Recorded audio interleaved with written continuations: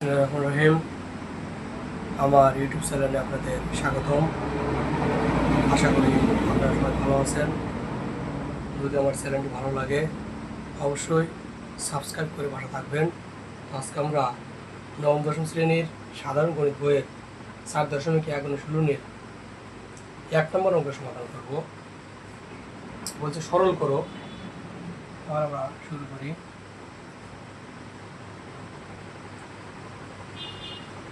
7 cube গুণ 7 inverse 3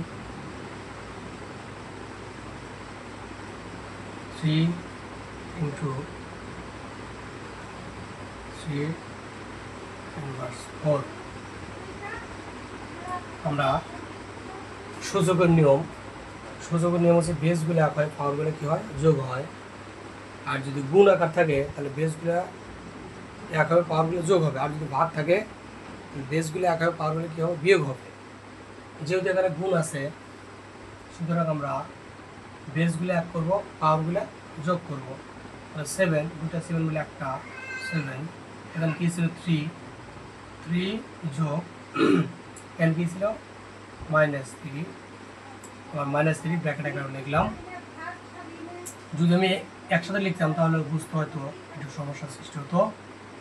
এখন নিচে আমাদের দুটো 3 মিলে একটা 3 3 4 কিছু নাই, তার মানে কি আছে 1।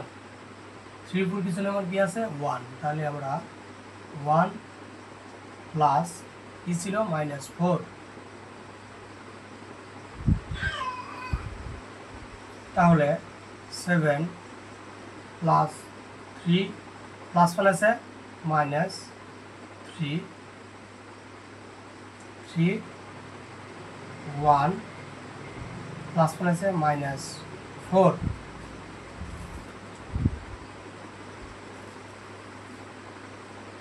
তাহলে 3 থেকে 3 বাদ দিলে কত, 0। 7 4 0। আর 3 যেহেতু আমাদের -4টা বড়, তাহলে -4 থেকে 1 বাদ দিলে কি -3। আর সূচকের নিয়মটা হচ্ছে যে কোনো রাশি বা কোনো সংখ্যার মধ্যে যদি 0 হয় তাহলে তার বদলে কী হয় 1। তার মানটা কত 1। যেহেতু 7-এর মাথার উপর 1 আসছে সুতরাং তার বদলে কী লিখবো 1 লিখবো। আর এখানে 3 ইনভার্স -3 তার মানে কি 1 ডিভাইডেড 3 4 3। এখন আমরা 1 লিখব। এই টানটা মানে কি ভাগ, এই টানটা মানে দাগটা মানে কি ভাগ। তাহলে এই টান পর থেকে আমরা ভাগ লিখলাম। তাহলে কত 1 ডিভাইডেড 3 4 3 মানে কত 3 3 বার গুণ। আচ্ছা একটু পরে গুণ দেই।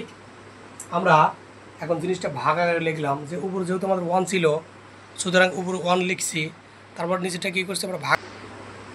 আমরা লিখি 1 ডিভাইডেড 3 উপর কিউব মানে কত 3 3 বার গুণ, তাহলে কত হয় 27। 3 উপর কিউব মানে 3 3 বার গুণ।